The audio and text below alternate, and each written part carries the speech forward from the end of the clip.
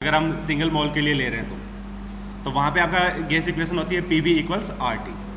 तो उसी के अकॉर्डिंग अगर हम डिफाइन करते हैं तो कुछ अलग अलग साइंटिस्ट थे जिन्होंने अपने अकॉर्डिंग पर्टिकुलर गैस के लिए गैसेस के लिए उन्होंने पर्टिकुलर प्रोसेस के अकॉर्डिंग कुछ लॉ डिफाइन किए थे और वो लॉ अलग अलग हैं, उनके नाम के अकॉर्डिंग उनको जाना जाता है। उनमें से पहला लॉ आता है आपका बॉयल्स लॉ।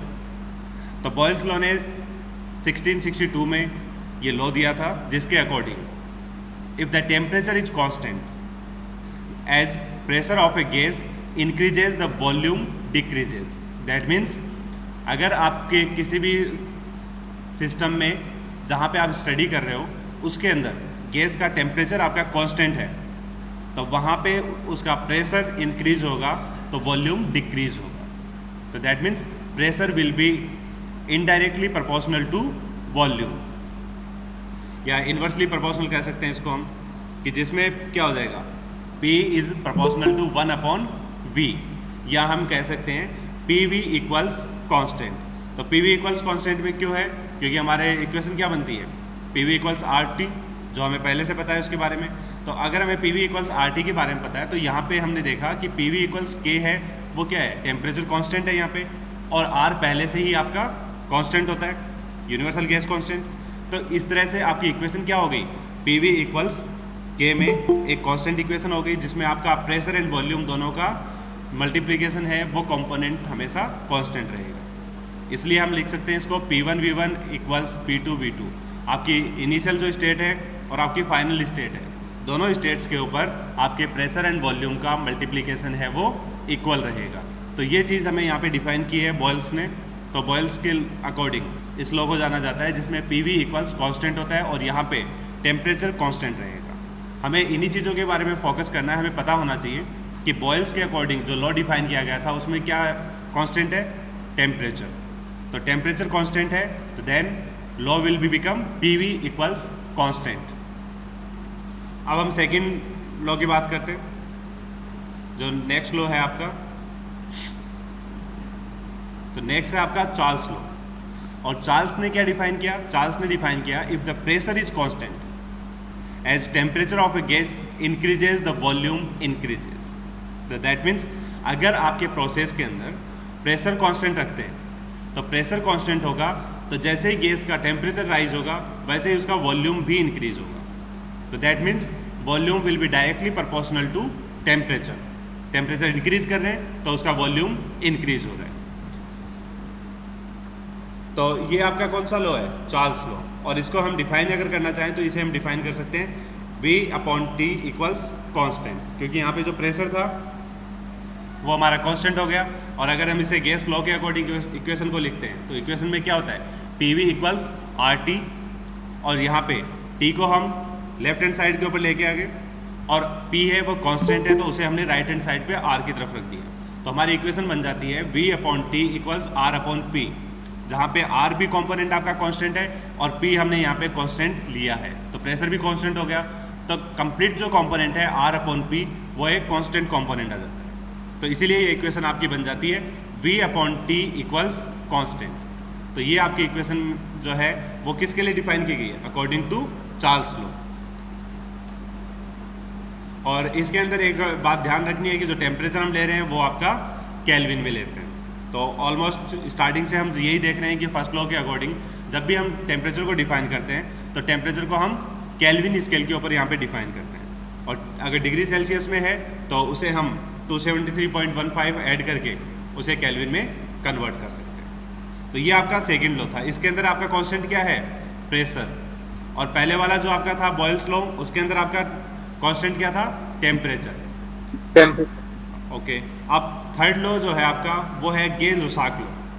तो गेल-लुसाक लॉ के according as the temperature of an enclosed gas increases the pressure increases at constant volume. तो यहाँ पे आपको वॉल्यूम को कांस्टेंट रखना है।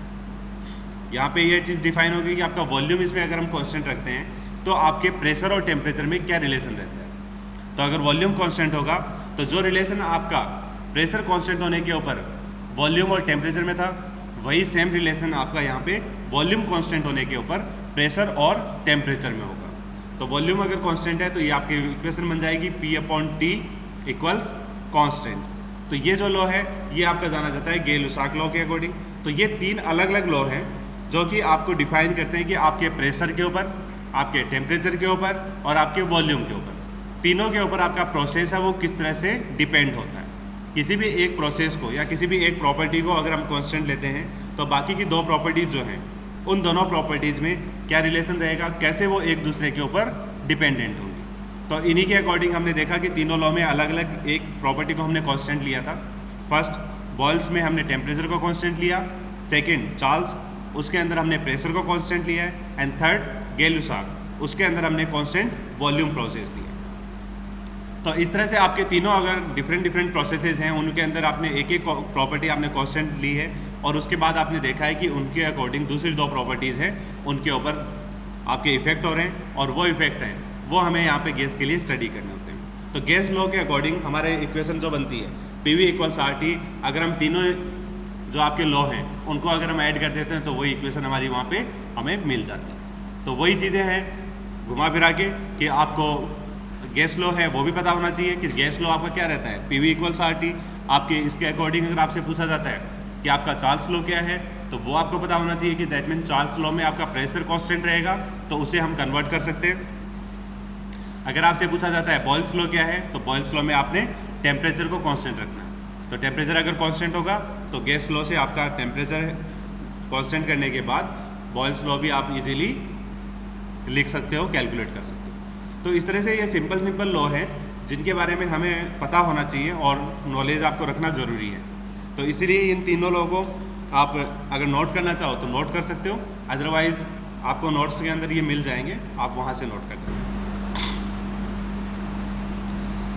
तो ये आपने अब देखा कंबाइंड गैस लॉ अगर हम इसको डिफाइन करते हैं तो कंबाइंड गैस लॉ में क्या हो जाएगा, आपके तीनों अलग अलग लॉ थे उन तीनों को हमने एक साथ कंबाइन कर दिया तो ये आपकी इक्वेशन बन जाएगी PV/T इक्वल्स कांस्टेंट। जो भी आपका कांस्टेंट है उसे हम यहाँ पे डिफाइन नहीं कर रहे, उसको जब हम डिफाइन करते हैं तो उसे हम क्या लेते हैं गैस कांस्टेंट, और उसे हम फिर R से डिफाइन कर सकते हैं। तो यहाँ पे एक नॉर्मल कांस्टेंट के अकॉर्डिंग K लिया गया है जो कि हम प्रीवियसली ले रहे थे, क्योंकि ये K और उस K की वैल्यू आपकी सेम नहीं है। वहाँ पे आपका K जो कंपोनेंट था वो आपके गैस कांस्टेंट और आपका टेम्परेचर जो है या आपका प्रेशर है या आपका वॉल्यूम है उसके अकॉर्डिंग वो डिफाइन किया गया था, और यहाँ पे जो आपका कांस्टेंट आएगा उसे हम R से डिफाइन कर देते हैं। तो ये आपकी इक्वेशन बन जाती है PV/T इक्वल्स R। और अगर हम गैस लॉ के अकॉर्डिंग बात करें तो ये इक्वेशन आपकी बनेगी PV = RT, तो जो कि आपके कंबाइंड गैस लॉ भी है या फिर आपकी आइडियल गैस लॉ इक्वेशन भी कहलाती है। तो इस तरह से आपके ये डिफरेंट लॉस थे जिनसे हमें कंबाइन करके भी देखा, तो हमारा जो गैस लॉ है उसे हम डिफाइन कर सकते हैं। सर हाँ सर K को R भी लिख सकते हैं क्या? ठीक है।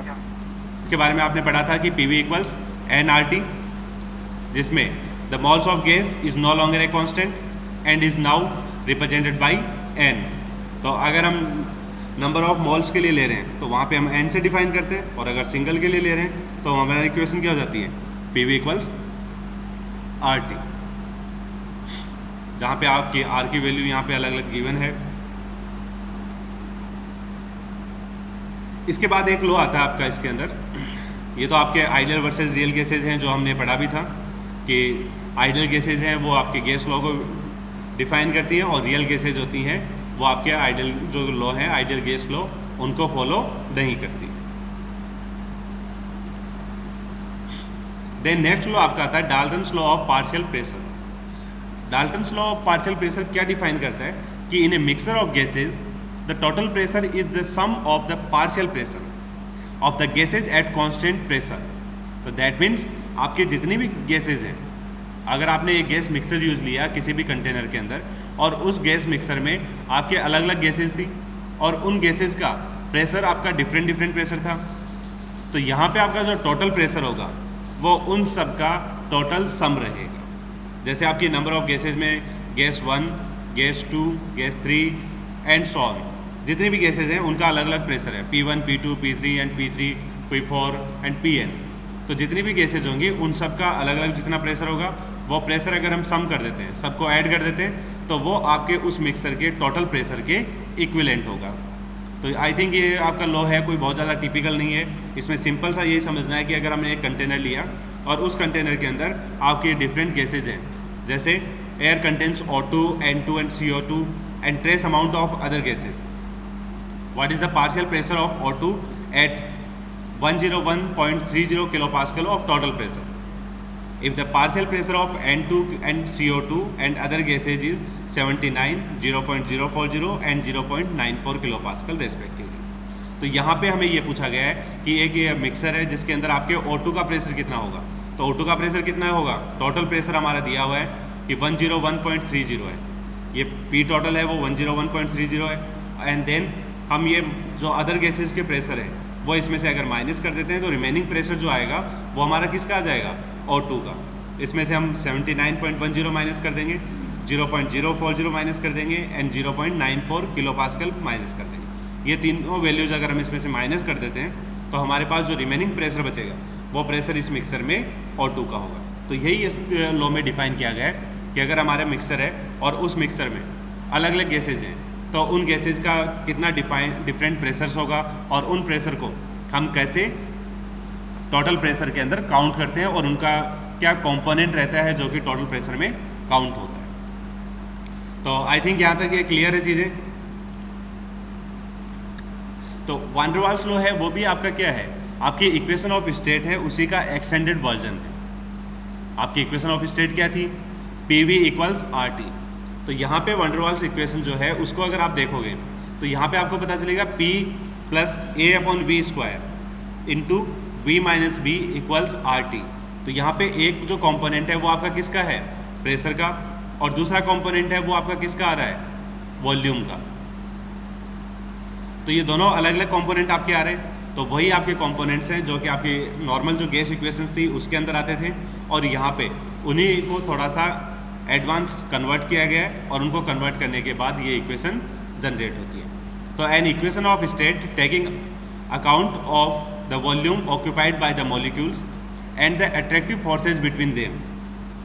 तो उनके अकॉर्डिंग जो भी आपके अट्रैक्टिव फोर्सेज हैं उनके बीच में, या उनका वॉल्यूम जो है वो कैसे होता है, तो उनको लेके एक लॉ बनाया गया और उस लॉ को कहा गया वान डर वाल्स इक्वेशन या वान डर वाल्स लॉ, जिसके अंदर ये रियल केसेस के लिए अप्लाई होता है। और इसके अंदर आपके जो मॉलिक्यूल्स के बीच में अट्रैक्टिव फोर्सेज जो हैं, अट्रैक्शन फोर्सेज हैं, तो वो भी अप्लाई होता है, प्लस वॉल्यूम जो है उसका, मोल्स का, तो वो मोल का वॉल्यूम है मॉलिक्यूल्स का, वो भी यहाँ पे अप्लाई करना है।